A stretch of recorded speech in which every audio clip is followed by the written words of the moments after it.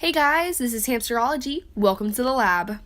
Today we're going to be doing a video about good and bad hamster wheels and why they're good and bad. Just a disclaimer, do not take any advice from pet store employees because most of their information is false, especially housing and wheels.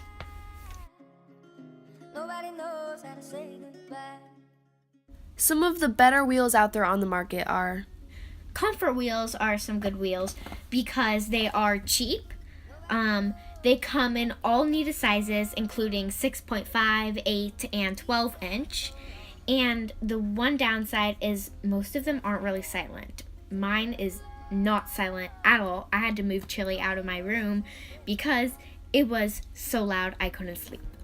Another really good wheel is the Silent Spinner. Number one reason is that it's very silent. It is smooth and durable, but it's very expensive, and that's a really bad thing if you're a new hamster owner and don't have a lot of money, a lot of dough to pay out. And the other downside is that they have a limited size range. You either get a 12-inch, 6.5, or 5.5. There is no in between. Another really good wheel is the Flying Saucer wheel.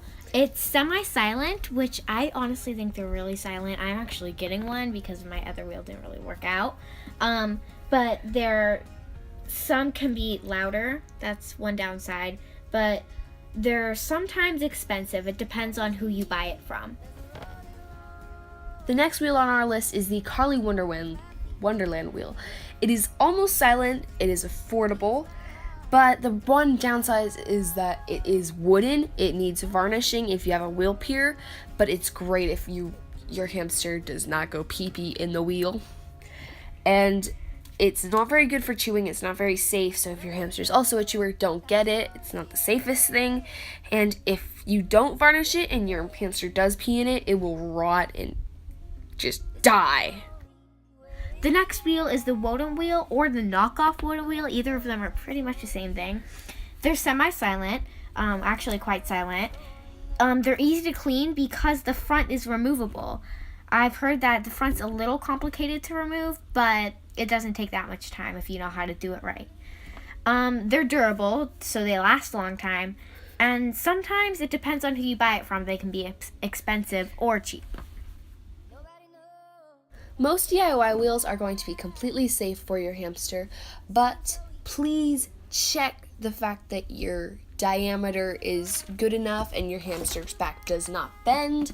You just want to make sure of these things because it's your fault if you hurt your hamster, so don't hurt your hamster. The worst hamster wheels to have are barred wheels and mesh wheels because they give them bumblefoot, which is a common condition that hamsters get with barred and mesh wheels that cuts their feet and then gets it all infected. And also some hamsters that are smaller, their feet can slip through the holes of the mesh and the barred wheels. That isn't good. These are the wheel size requirements for different species of hamsters. Dwarfs need 6.5 inches to 8 inches. Syrians need 8 to 12 inches. Chinese hamsters need 7 to 12 inches. You absolutely need a wheel for your hamster because you can't just slack off and not get one because hamsters run 4 miles every night in the wild in their natural habitats. So if you don't have a wheel, that's kind of like abuse. Thanks for visiting the lab. Hope you enjoyed your stay. Please like, comment, and subscribe for more content and info about hamsters.